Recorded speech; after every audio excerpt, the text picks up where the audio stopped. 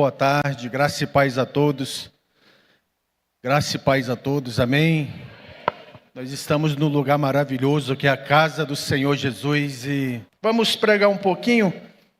Coloca aí no telão, ou você que trouxe a sua Bíblia, no livro de 2 Reis, no capítulo 2.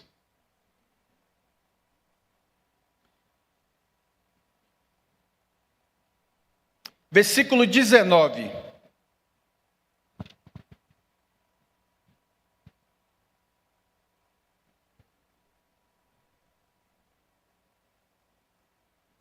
Segunda Reis, capítulo 2, versículo 19.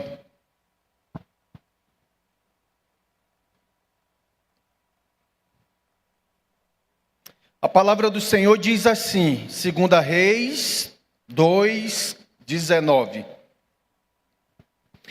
Alguns homens da cidade foram dizer a Eliseu: como podes ver, esta cidade está bem localizada, mas a água não é boa e a terra é improdutiva.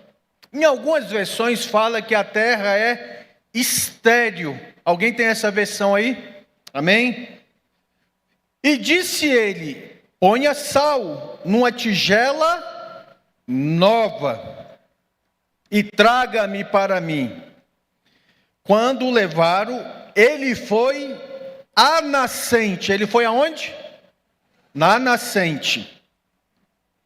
Jogou o sal ali e disse: assim diz o Senhor, purifiquei esta água. Não causará mais mortes e nem deixará a terra improdutiva até o dia que a água, e até hoje a água permanece pura, conforme a palavra de Eliseu. Senhor, essa é a palavra que o Senhor trouxe ao meu coração nesse dia, para ministrar na Igreja Cristã do Amor. Que o Senhor possa abençoar os teus filhos nessa tarde, e que essa palavra possa nos alimentar, e que nós possamos, Deus, sentir a tua glória, o teu calor e a tua graça sobre nós. É o que nós te pedimos no nome poderoso de Jesus Cristo. Amém. Queridos, este é um dos episódios mais marcantes da Bíblia. Muito interessante, mas pouco se fala a respeito desse milagre que o profeta Eliseu fez acontecer através do nome do Senhor. Para nós contextualizarmos esse milagre, vamos entender um pouco quem era o profeta Eliseu. Eliseu foi o profeta separado pelo profeta Elias para substituí-lo. Lá em 1 Reis, capítulo 19, fala que Eliseu era um fazendeiro próspero quando foi chamado por Elias. Antes da ascensão de Elias, Eliseu pediu uma única coisa: eu quero porção dobrada do espírito profético que está sobre você. Foi ousado, pediu só isso, porção dobrada do Espírito. Esse era Eliseu, um homem que levou uma vida de fidelidade e lealdade junto ao profeta Elias. Um homem temente ao Senhor, um homem correto, um homem trabalhador, porque a Bíblia fala lá que ele era um fazendeiro, ou seja, o fazendeiro daquela época não tinha o maquinário que hoje tem, retroescavadeira, tratores e tantas outras coisas. Significa que ele era um homem de Deus, mas também era um trabalhador. E a coisa mais interessante, quando eu estava aqui já na igreja meditando nessa palavra, Deus me trouxe na memória que ele não chama pessoas à toa. Então não chama. Analisando, Eliseu era o quê? Um trabalhador, era um fazendeiro, cuidava dos seus funcionários, cuidava da sua terra. Se você analisar, o Senhor, todas as vezes que chamou alguém para fazer algo, estava trabalhando. Moisés estava lá em cima do monte, cuidando das ovelhas do seu sogro, quando o Senhor o chamou. Se você for analisar os apóstolos, todos eles estavam fazendo alguma coisa. Quando o Senhor encontra com Pedro, ele estava arrumando o seu barco de pescaria. Você encontra com Mateus, um homem que mexia com coletor de impostos, era um funcionário do governo. E outros tantos que estavam fazendo as suas atividades, fazendo alguma coisa. Queridos, Deus nunca vai chamar nós se nós não estivéssemos fazendo alguma coisa. Praticamente eu nunca vi Deus chamar alguém que não tivesse pelo menos alguma habilidade, alguma coisa.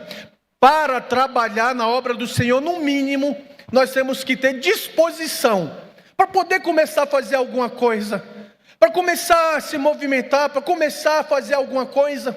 Tem hora que nós ficamos muito só na questão do sonho. Aí eu sonho em ser isso, eu sonho em fazer aquilo, eu desejo, eu sonho em conquistar tal situação. Mas se eu só continuar no sonho, se eu só continuar no desejo e não me movimentar rumo àquela situação, dificilmente eu vou viver um milagre da parte do Senhor. Mas foi o Senhor que errou na sua promessa? Não. O Senhor promete, mas compete a mim também buscar a presença do Senhor. Tem hora que eu quero ser um grande pregador. O Senhor prometeu que eu vou ser um pregador, mas se eu não estudar a Bíblia, se eu não me colocar na oração, se eu não levar uma vida de pureza, de santidade, dificilmente eu vou ser um grande pregador, irmãos. Muitas vezes nós ficamos apegados apenas numa promessa e não nos movimentamos para alcançar a promessa. Eliseu estava fazendo alguma coisa. A Bíblia fala quando ele foi chamado. Esse era o legado de Eliseu. Estava junto de Elias, um homem de Deus, seguindo os seus passos, seguindo uma vida temente, uma vida correta, uma vida de busca. É isso. E aqui nós aprendemos, queridos, algo muito interessante. Quando a gente fala quem era Eliseu, aprendemos sobre legado. Legado. Ele aprendeu com Elias, que deixou para Eliseu o seu legado profético.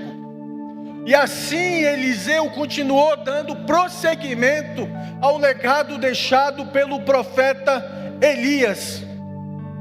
E aí eu faço uma pergunta: vivemos hoje, queridos, como se não houvesse amanhã, certo? Muitas vezes, eu vou levar a vida de qualquer maneira, vou viver dia após dia e seja o que Deus quiser.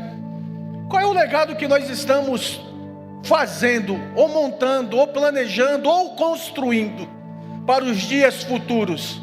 Qual é o legado que eu estou deixando preparado para a minha família? Qual é o legado que eu estou deixando preparado para os meus filhos, os quais são minha responsabilidade? Qual é o legado?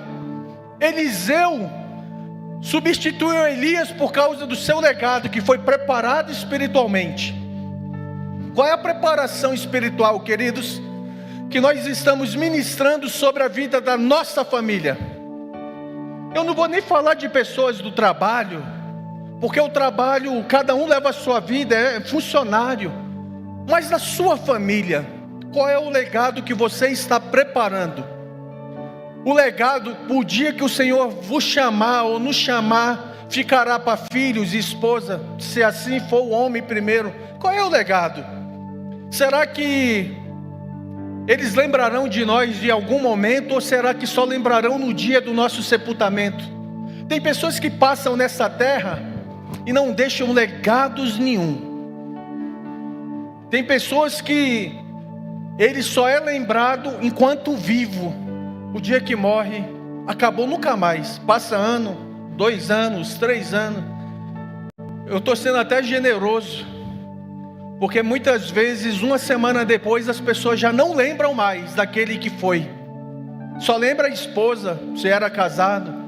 Só lembra os filhos. Quem chora, nem os parentes choram mais. Não é verdade? Ultimamente eu tenho ido muito em sepultamento. Fiz alguns cultos ano passado. Esse ano eu fui no enterro agora, 20 dias atrás, de um pastor aqui conhecido nosso, um mês atrás, aliás. Sabe o que está sendo em enterro hoje? Sabe o que está acontecendo em enterro? Ponto de encontro.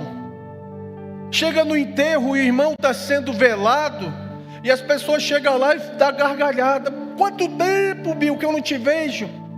Abraça a pessoa, conversa, mata a saudade. Conversa sobre vários assuntos. Nem isso mais tem, queridos, o sentimento da perda no velório. Repara, eu quero que vocês reparem. O dia que você for no enterro, você vai reparar isso. Só a família chora, pastor Bill. Só a família. É a esposa, é os filhos, é a mãe, é os parentes mais próximos ali, alguns irmãos. Tirando isso, queridos, já sai dali marcando até, vamos se encontrar para fazer um churrasco, vamos se encontrar para fazer alguma coisa. Irmãos, eu não estou falando isso de boca para fora, é uma realidade nos dias atuais. E aí sai dali, quem é que lembra? Só os mais próximos. Qual é o legado que nós estamos deixando para essa geração? Para o dia que o Senhor vier nos levar, qual é o legado que essa igreja vai ter da sua pessoa? Qual é o legado que eles vão lembrar? Ou vão, uma semana depois, será que nós estaremos aqui pulando, dançando, glorificando e nem lembrando mais? O legado não é fulano, não é eu que faço, é você que faz. É você que constrói. As memórias é você que constrói. Aquele sentimento da infância é você que constrói na vida dos seus filhos. Aqueles momentos de alegria é você que constrói. Legados espirituais somos nós que impregnamos, querido, na nossa família. Somos nós os responsáveis para conduzir, guiar, direcionar a nossa família. Quais são esses legados que nós estamos deixando? Quais são as marcas? Eu não estou falando marca de surra. Essa a gente não esquece não. Hoje cedo minha irmã me mandou um memezinho na internet lá no grupo da minha mãe. Ela falou: Daniel, olha aí se você lembra. Quando eu abri o memezinho, estava lá minha mãe, como se fosse minha mãe puxando minha orelha dentro da igreja porque eu estava correndo. Vem cá, menino, não sei o que, você nunca mais vai passar debaixo da cadeira. Eu não esqueço que às vezes eu fazia isso quando eu era criança. E não esqueço dos puxão de orelha. Não é esse legado que eu estou falando, dessas marcas. Não é a marca da surra, da cintada que a gente levava quando fazia alguma coisa. Eu ainda lembro de algumas que, principalmente a minha mãe.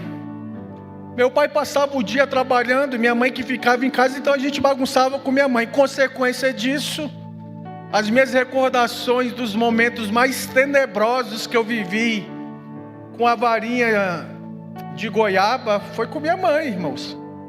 Não é essas marcas que nós precisamos lembrar. O que nós precisamos deixar de marcas na nossa mente são os momentos de conquista, de alegria, de fidelidade, de poder de Deus. Isso é esse legado. Eliseu foi o profeta que foi porque ele viveu o legado de Elias. E ele deu prosseguimento a tudo isso. Mas voltando para o texto, esse texto vem falando sobre... O povo procurou Eliseu e falou assim: Eliseu, essa terra é boa. É boa, Jericó é boa a cidade. Só tem um problema, que a fonte de água dessa cidade, ela é estéril. Lá no versículo 19. É boa a situação da cidade, mas como o Senhor mesmo pode ver, a água é má, a água é amarga. A água não é boa, essa água é contaminada. Era isso que o pessoal estava falando para Eliseu. Falou: essa água aí, se colocar um peixe para nadar dentro dessa água, ele vai morrer, porque a água é poluída, a água não é boa. Essa água aí, se alguém tomar, não vive, morre. Era isso que o povo estava falando. Nós temos uma terra boa, mas quando pega essa água para fazer alguma lavoura, fazer alguma plantação, a planta morre. A planta não produz, ou seja, não adianta ter uma terra boa se você não tem uma água boa para poder jorrar nela, irmãos. Não vai frutificar não, não vai crescer não, não vai ter vida não. Irmãos, ninguém aqui que está nesse auditório vai beber uma água contaminada. Sabe por quê? Porque dentro dela tem um verme, tem um micróbio, tem alguma bactéria, tem alguma coisa ali que pode te fazer mal. Pega uma água que caiu, alguma gota de esgoto ali dentro, uma gotinha, toma ela, no outro dia você está tendo um quadro de disfunção intestinal, porque a água ficou ruim, a água ficou estéril, ela matou dentro de nós aquilo que era bom e frutificou aquilo que era ruim. Foi isso que o povo estava falando, água contaminada e a terra era estéril. Era isso, uma água que impedia a terra de produzir os grãos e produzia naquela mesma terra um estado de fome e desesperança para a população. Água estéril, terra estéril, uma área estéril. E aí eu trago para os dias atuais. Qual é a água, irmãos? Qual é a terra que nós estamos vivendo esterilidade? Qual é a área da nossa vida que nós estamos igual àquela terra? Será que nós estamos estéreis como aquela terra estava? Qual é a área da nossa vida? Será que é nos relacionamentos que nós estamos estéreis? Será que é através de ressentimentos que nós não conseguimos esquecer os ressentimentos de coisas que nos machucaram? E isso tem gerado em nós esterilidade, ou seja, o ventre seco, que não produz vida. Será que é isso? Será que é na carreira? Os anos passam e a gente vai começando a ficar estéril porque não viu a nossa carreira progredir, produzir, crescer. Muitas das vezes passa anos e anos dentro da faculdade e cria expectativa, agora eu vou produzir, agora eu vou conquistar. E os anos passam e nada se constrói, nada se produz. Será que é a carreira que está estéril, que ficou paralisada no decorrer dos anos, e aquilo que era sonho se tornou pesadelo nas nossas vidas? Vícios. Quantas pessoas estão estéreis por causa do vício? Pensamentos negativos, que não consegue ser positivo, que tudo que olha é negativo. Ah, não vai dar certo. Não, isso é muito complicado. Não vamos prosseguir, porque isso daí não tem nem chance de nós conquistarmos, não tem nem chance de nós progredirmos, não tem chance. Pensamentos negativos deixam pessoas estéreis, infrutíferas, porque não conseguem enxergar a possibilidade de produzir alguma coisa.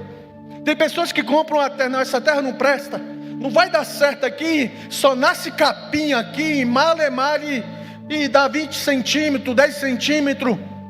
Será que nós estamos vivendo assim, queridos? Essa esterilidade está nos acometendo. Crises, vícios, ressentimentos do passado que nós não esquecemos. Irmãos, eu falei aqui que eu lembro da surra que a minha mãe me dava com 6, 7 anos de idade. Tem pessoas que guardam, eu não tenho ressentimento, foi bênção na minha vida. Foi fundamental algumas correções da minha mãe, que me colocou no trilho, me colocou no caminho. Mas tem pessoas que guardam ressentimentos desde pequenininho e não conseguem frutificar mais, ter vida mais, por causa desses ressentimentos, que não são esquecidos, que não são apagados de suas mentes. O que tem impedido você de produzir frutos, queridos?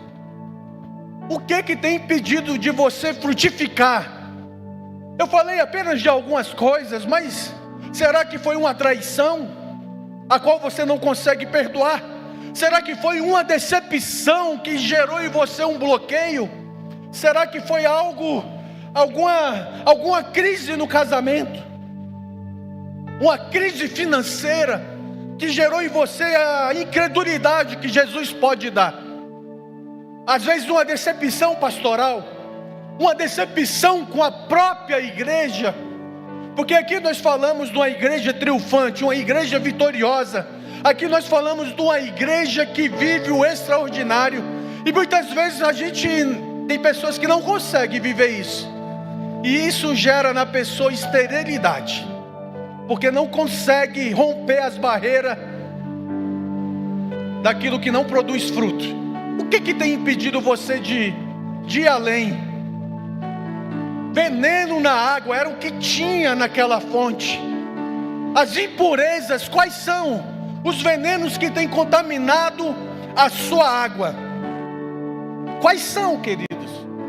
Que está lá dentro daquela água, tinha tudo para ser uma água deliciosa, mas veio um veneninho. Tinha tudo para ser uma água refrescante, mas tem um veneno ali que faz com que ela seja uma água improdutiva. Tinha tudo para aquela grama ficar verdinha, e ela não vai. Esses tempos atrás, no período da seca do ano passado, lá em casa, a seca aqui em Brasília é muito cruel. Então os 4 meses de seca, a grama vai ficando marrom. E aí eu olhei para a grama do vizinho, verde. Eu falei, eu não vou ficar para trás, eu vou jogar água aqui. E comecei a jogar água. E todo dia de manhã eu estava acordando cedo, deixava os meninos na escola, voltava e água. Daqui a pouco começou a nascer, a ficar verdinho. Eu comecei a me empolgar. Só que eu reparei que tinha um lugar que não ficava. Aí eu ficava lá com a mangueira, era o lugar que eu mais ficava com a mangueira. Eu falei, esse negócio, pelo menos eu vou matar afogado essa grama aqui, não vai ser falta de água. E não ficava. E não ficava.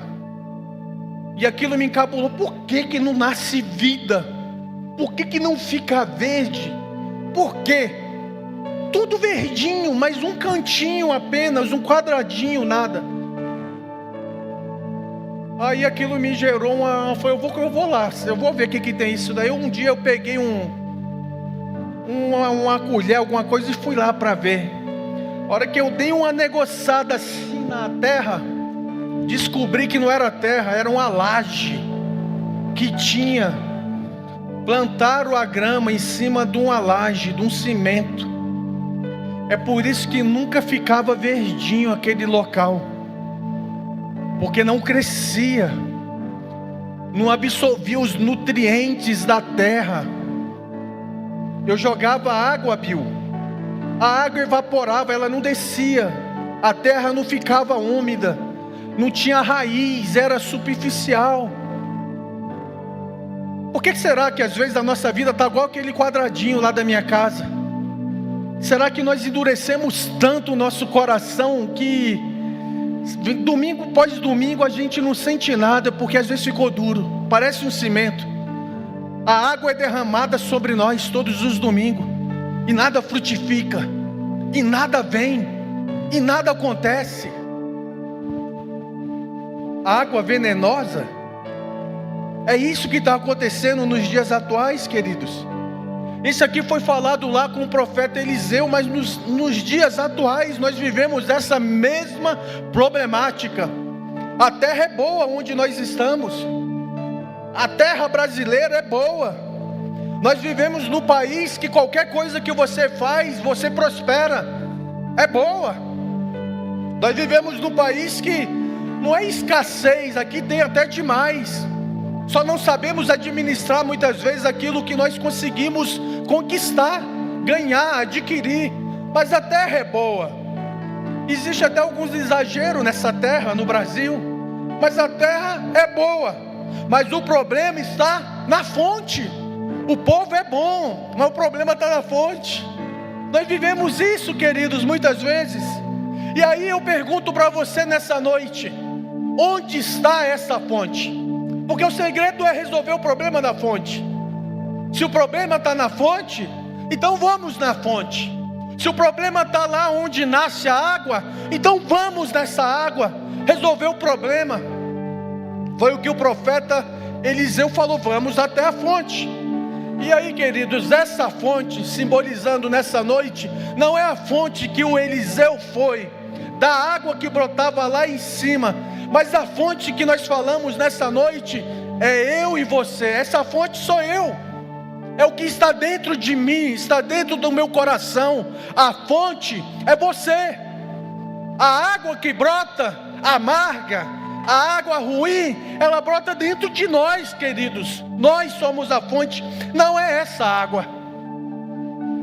A fonte que nós falamos nessa noite é na fonte espiritual, porque é aquilo que a minha boca verbaliza, é o que sai de dentro da fonte. Quantas vezes nós estamos até bonito no domingo à noite, viemos para cá cheirosinho, e o nosso aspecto é bom, mas tem hora que nós abrimos a nossa boca e jorra da nossa fonte palavras de tristeza, de amaldiçoamento, palavras de derrota, palavras de crise, palavras que te levam a crer que não vai dar certo.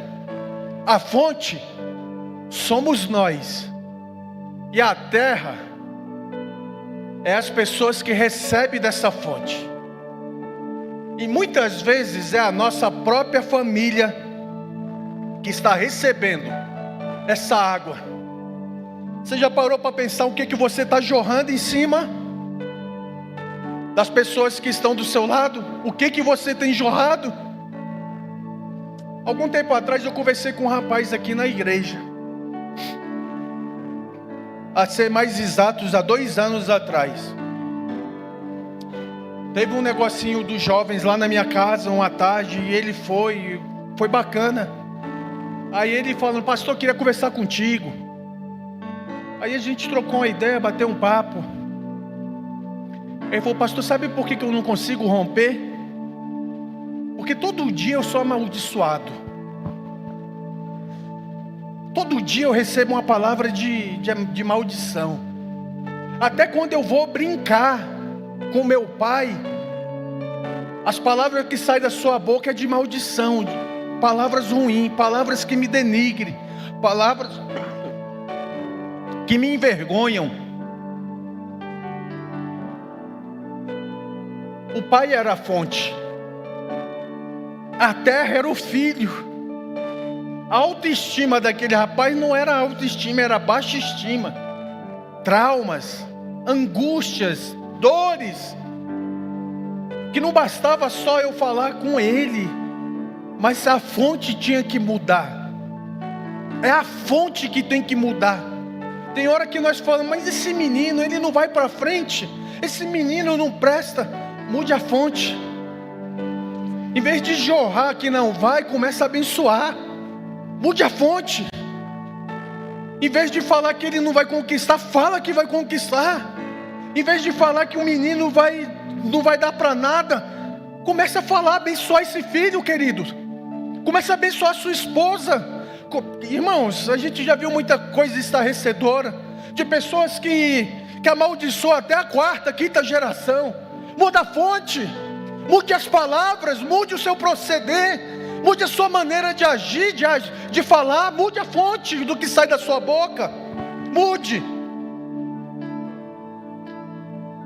O meu comportamento é que vai influenciar minha família a ser alguma coisa ou não, queridos. Sou eu o responsável de ser o agente de milagre através da pessoa de Cristo dentro da minha casa. A palavra de bênção, não, a gente fica até hora falando: Deus abençoe o meu filho, Deus abençoe a minha casa, Deus abençoe o meu negócio, Deus. A gente pede para Deus, mas na hora da prática a gente amaldiçoa. Eu me recordo de um pastor que eu cuidei durante algum tempo. Ele falava para mim assim: Daniel, eu oro 3 horas de madrugada e não acontece nada na minha vida, não acontece milagre, não acontece nada. E aí eu falei: por que não acontece? Sabe por que não acontece, meu querido? Era um pastor que eu tive o prazer de pastorear e ensinar ele há algum tempo. 3 horas eu acordo das 5 às 8. Eu oro, e não acontece nada. Eu falei: vai continuar não acontecendo? O senhor está jogando uma praga? Eu falei: não.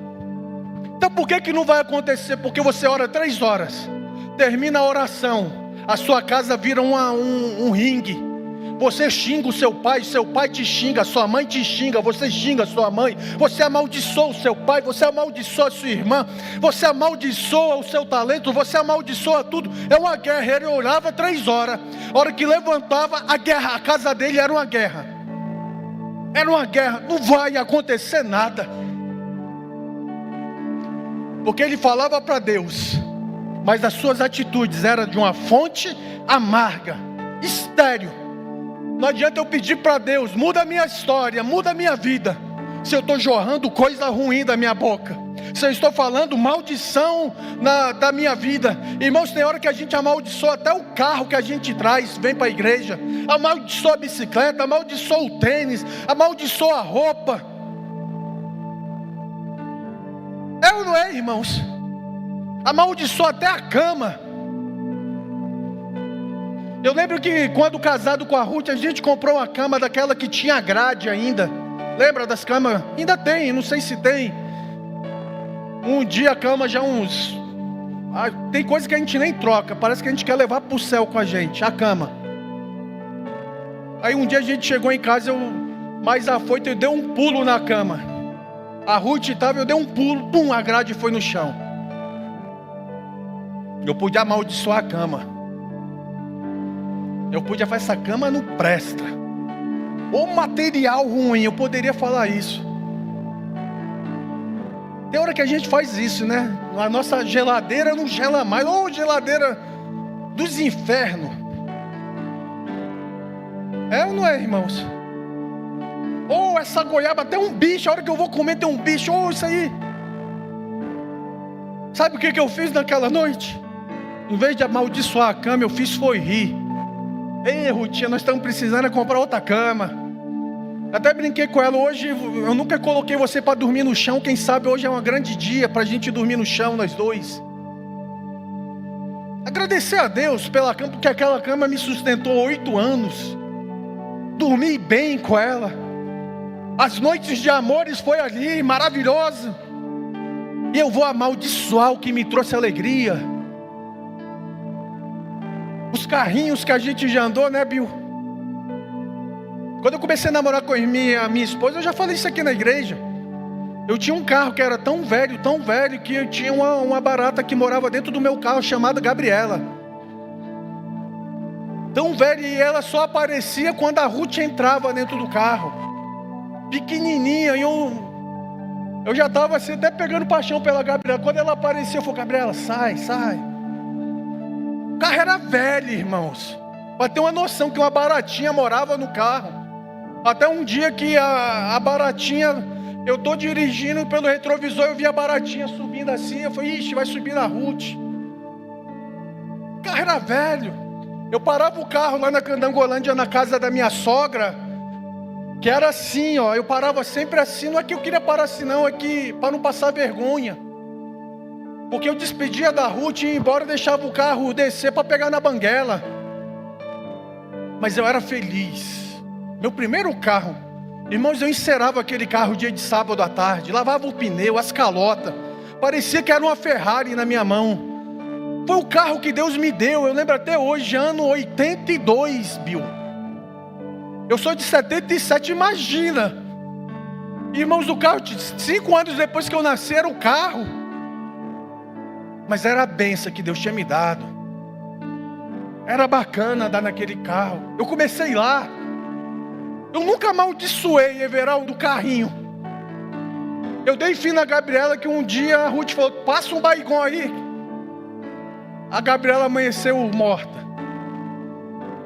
Irmãos, agradece a Deus pelo que você tem tido.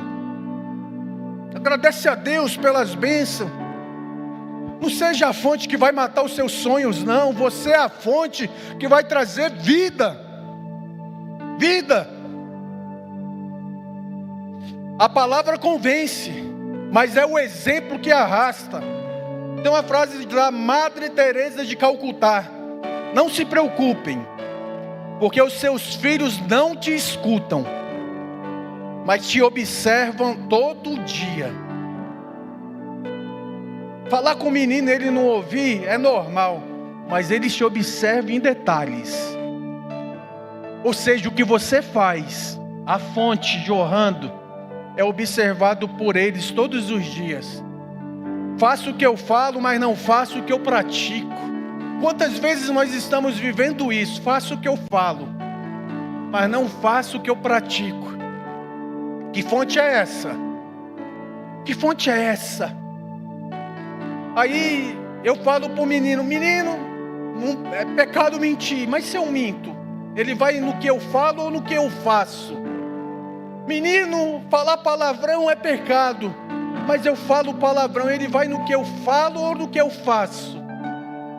O que você acha que a sua família vai seguir? É no que eu falo ou no que eu faço? Hein? É a fonte. Que fonte é essa? Nessa noite eu pergunto para vocês. Que fonte está jorrando de dentro de nós? A Bíblia fala que o remédio era divino. Foi quando o profeta Eliseu chega para aqueles homens e fala: traz-me um prato novo, com sal. E o pessoal trouxe. Aqueles homens levaram ele até a fonte. E debaixo da palavra, pela autoridade do Senhor Deus, ele derramou o sal na fonte. E a Bíblia diz que aquela fonte foi sarada naquele instante, naquele dia. Versículo 20 e 21. E disse-lhe: trazei-me um prato novo, e ponde nele sal. E lhe trouxeram. Então saiu ele ao manancial das águas, e deitou o sal nele, e disse: assim diz o Senhor, sararei estas águas, e não haverá mais nelas morte e nem esterilidade. O sal que Eliseu utilizou naquela água, naquela fonte, é o símbolo da intervenção divina. Foi Deus agindo para aquele povo. Não era o sal em si, mas era Deus agindo. Mas mesmo para Deus agir, teve que ter uma ação do ser humano, que foi se movimentar para trazer o sal, foi se movimentar para trazer um prato novo, foi para se movimentar e sair da onde estava e ir até a fonte da onde poderia acontecer o milagre. Sabe um detalhe que nós queremos? Jesus faz milagres? Faz. Jesus realiza a promessa? Faz, cumpre. Mas nós temos que nos movimentar até essa promessa. Imagine Eliseu, estava ali, não vou derramar o sal não. Para um milagre acontecer, ele teve que se movimentar até o local. Eu não tenho noção de que altura, como é que era, quais os espinhos que ele passou. Mas você acha que foi fácil chegar até a fonte? Não, irmãos. No meio da fonte tem os pedregulhos. No meio do caminho tem pedregulho, tem vala, tem buraco, tem espinho, tem mata, tem bicho, tem escorpião, tem cobra, tem animais peçonhentos. Tem tudo isso, irmãos, até você chegar no local. O que acontece hoje é que nós queremos viver esse milagre e não estamos dispostos a viver a jornada do milagre. O caminho do milagre. Até Jesus, para ser sacrificado na cruz, viveu a jornada da crucificação, milagre. E foi o Cristo falando: vós sois o sal. Milagre está sabor. Sua casa é você. Vós sois. Você é este sal. Ou seja, naquela época o sal era algo muito precioso. Não tinha geladeira, então se conservava a carne e outros mantimentos através do quê? Salgando. Tinha aquilo conservado ali naquele ambiente. O sal servia para temperar o sal. Quando Jesus, Colossenses, a vossa palavra com sal, aqui está falando de sabedoria e prudência. Sal. Nós somos esse sal que vai purificar. Nós somos o sal que é falado aqui em Colossenses, que é a sabedoria e a prudência. É isso que nós precisamos, pegar esse sal e transformar as nossas vidas. É pegar esse sal que a Bíblia está falando e mudar a fonte por completo. É pegar esse sal e transformar o nosso ambiente, conservar o nosso ambiente. É isso que serve o sal, conservar. Não deixe o sal ficar parado na sua vida. Conserve o seu ambiente, queridos. Utilize o que Deus tem te dado. Utilize o que Deus tem colocado nas suas mãos. O sal de Deus O sal que Deus está te oferecendo hoje pode ser o sal do perdão, o sal que simboliza a graça, o sal que simboliza a cura, restauração.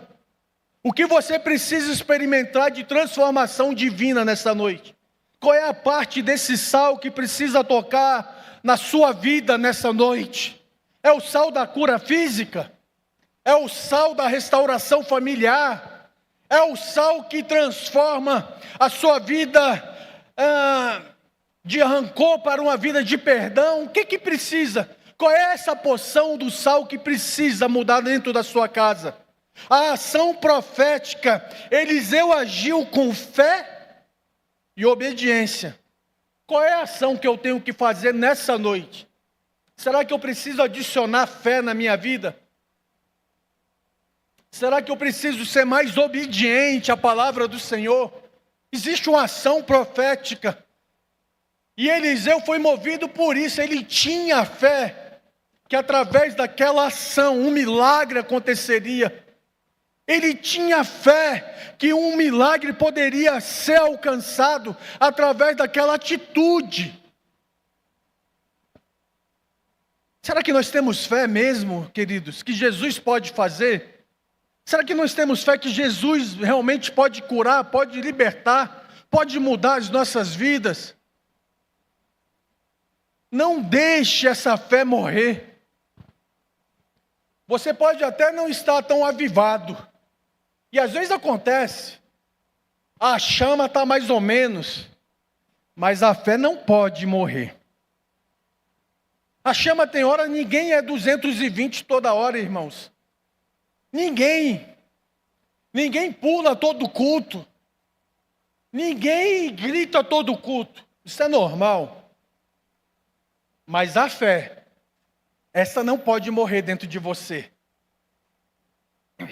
Porque é a fé em Cristo que mantém acesa a nossa esperança e convicção que Ele faz. Era a fé que Eliseu tinha, que aquela atitude dele ia fazer a água ser transformada, que moveu o milagre.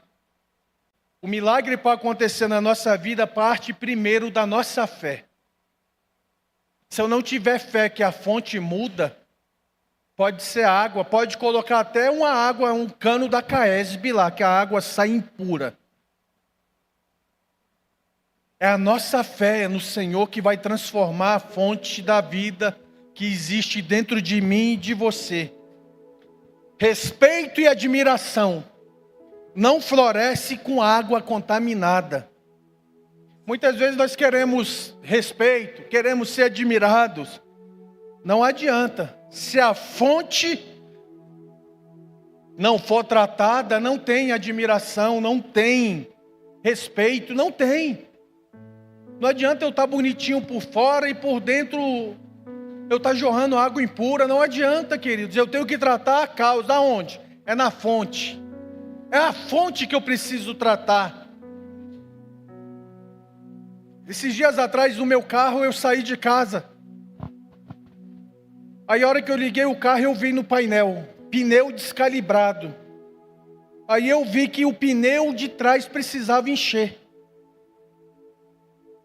Aí, continuei andando. Voltei para casa, a hora que eu liguei de novo, pneu descalibrado, precisa encher. Aí eu fui na borracharia. Falei com o borracheiro, coloca aí tantas libras. E aí ele colocou as libras no carro, beleza, fui embora. Depois saí de novo, a hora que eu voltei, pneu descalibrado.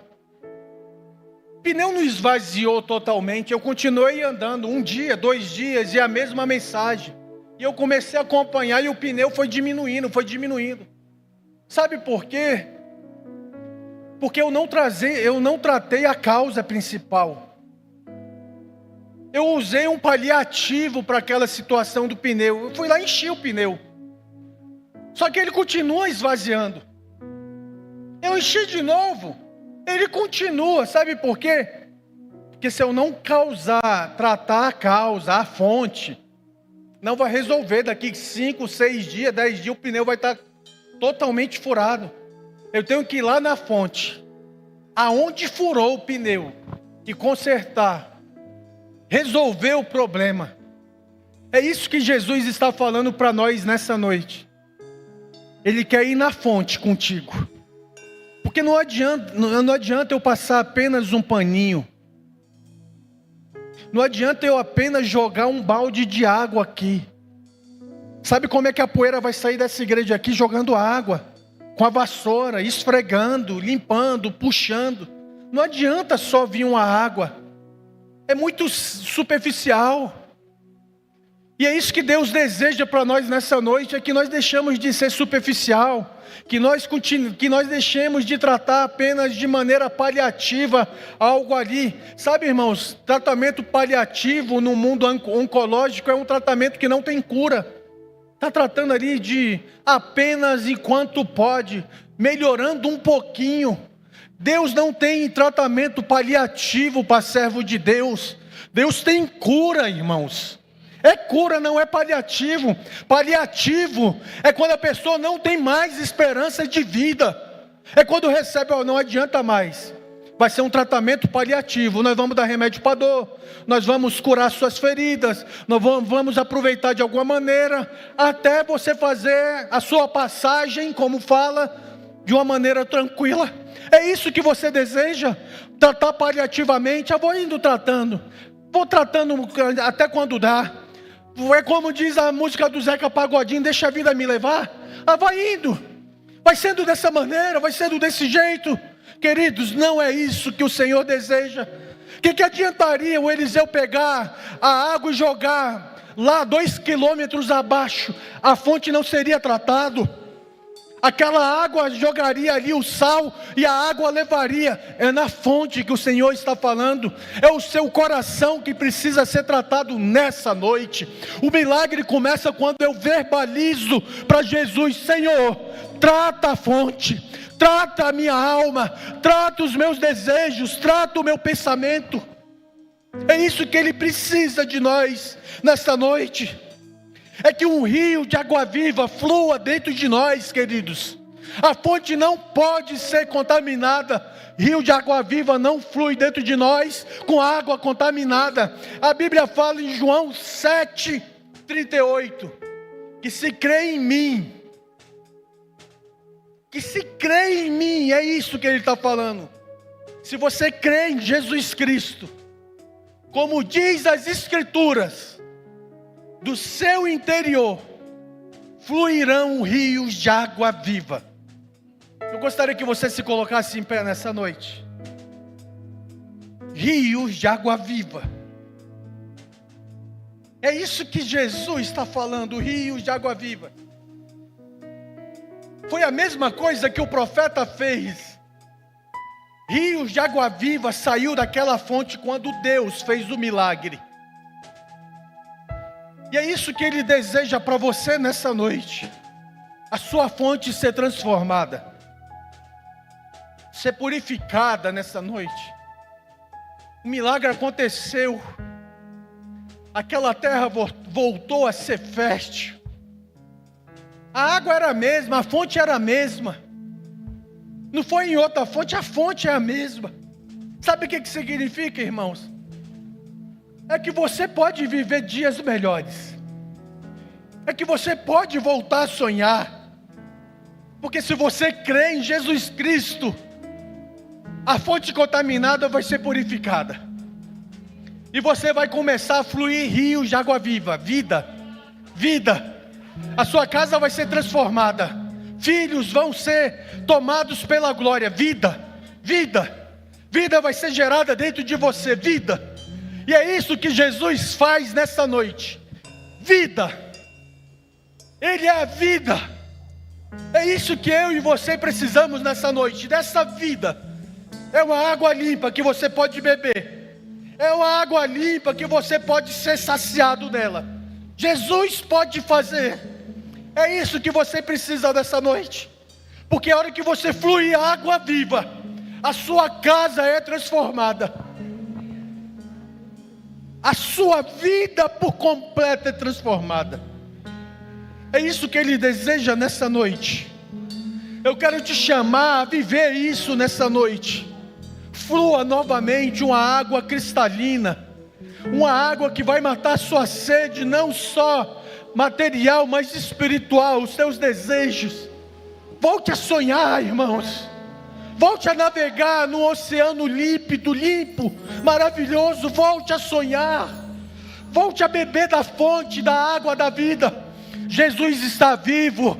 Esse Jesus que prometeu aos seus discípulos que sairia deles uma água viva, é o Jesus que prometeu, que ressuscitou na cruz, é Ele que habita em nós. Quando eu chamo Jesus, Senhor, me purifica, Senhor, muda a fonte, muda a minha boca, muda a minha fala, muda o meu pensamento. Não tem como jorrar outra água a não ser a água da vida. É nesse Jesus que nós vamos transbordar nessa noite.